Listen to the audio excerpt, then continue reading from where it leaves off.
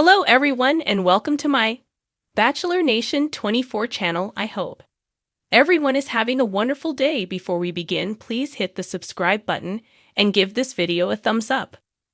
Jenn Tran's Bachelorette filming overseas. Why? Jenn Tran's season of The Bachelorette will not film at the iconic mansion the show has used since 2007.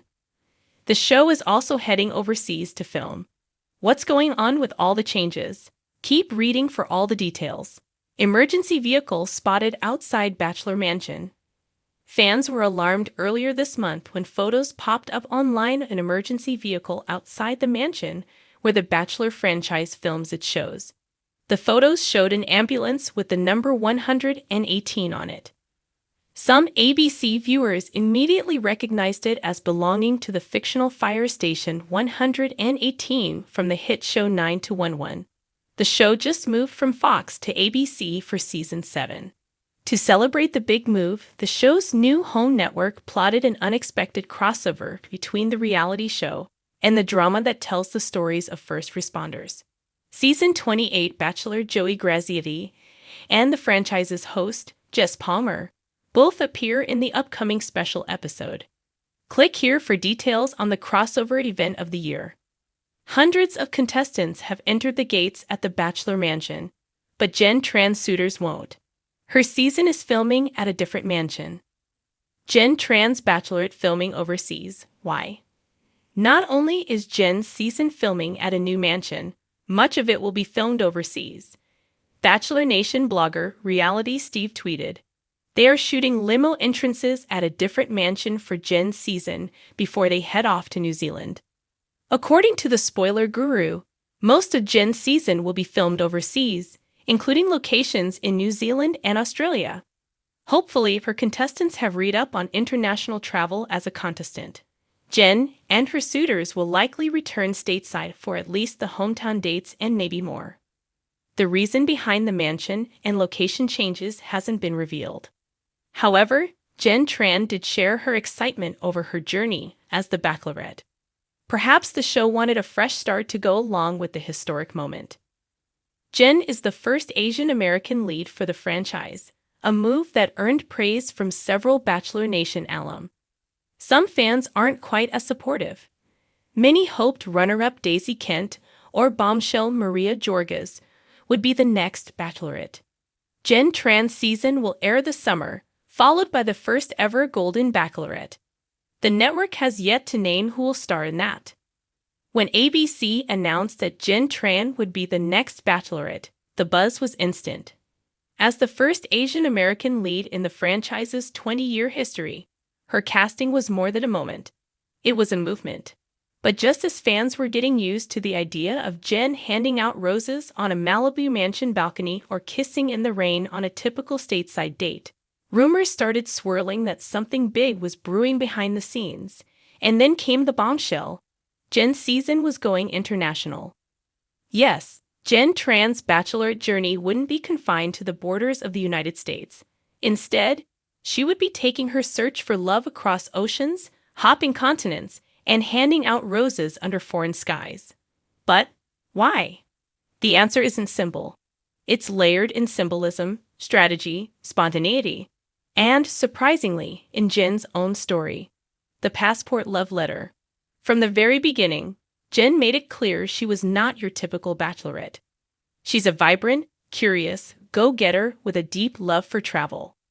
Her Instagram was already sprinkled with photos from backpacking trips in Thailand, hikes through Icelandic glaciers, and late-night noodle slurps in Vietnam. The moment producers sat down with her, she dropped a line that would change everything. Love should feel like an adventure, so why not make it one? That one sentence flipped the usual franchise formula on its head. What if, producers mused, the journey for Jenn's heart didn't just feel like a global adventure?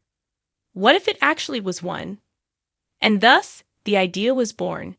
This season would take Jenn far beyond palm trees and pool parties. It would stretch her emotional boundaries and test the depth of her connections, all while exploring some of the most romantic cities in the world.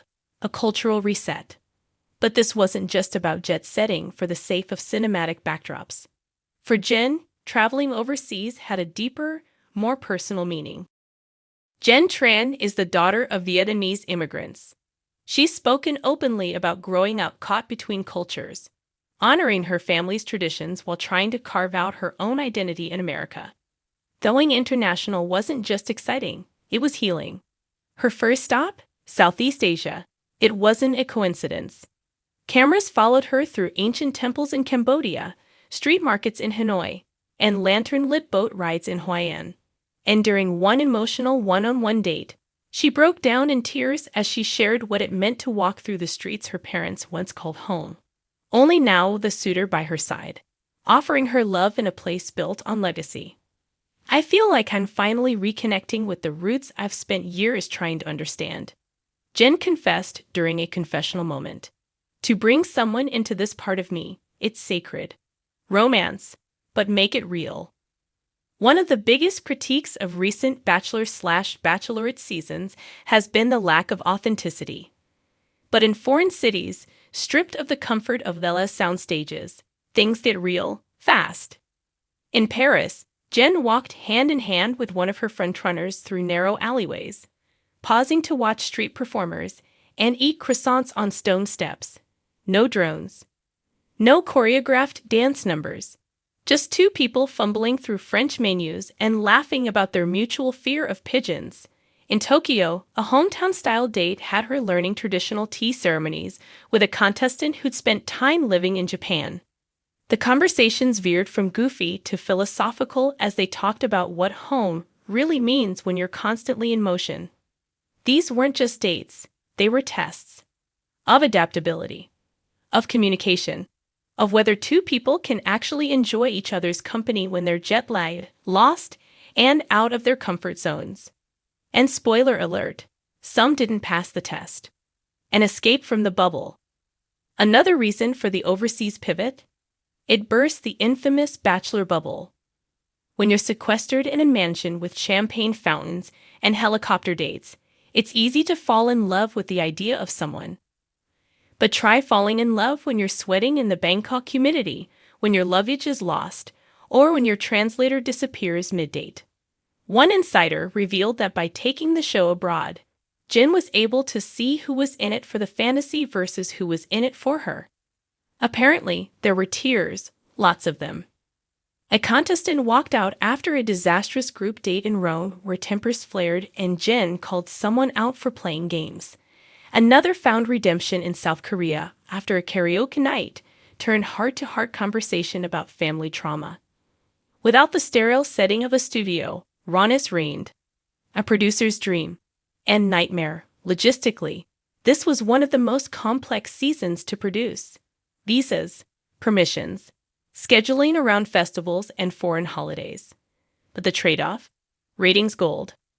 Scenic montages of Jenn in red gowns against the glowing skyline of Seoul. Moonlit gondola rides in Venice. A surprise musical guest in Barcelona. Every week felt like watching a romance novel unfold in a different language. But the real twist? The fantasy suite location, which, according to leaks, was a totally unexpected paradise tucked away in the Azores Islands of Portugal.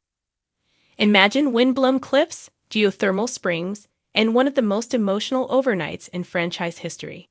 Yes, this season is not just a journey for love. It's a journey through love, across cultures, across time zones, and across Jenn's own heart.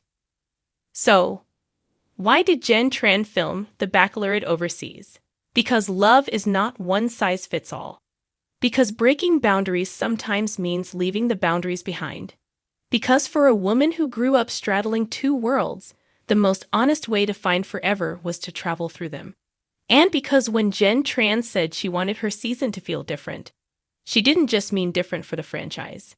She meant different for herself. She wanted adventure. She wanted connection. She wanted to rewrite what a love story looks like on national TV. And guess what?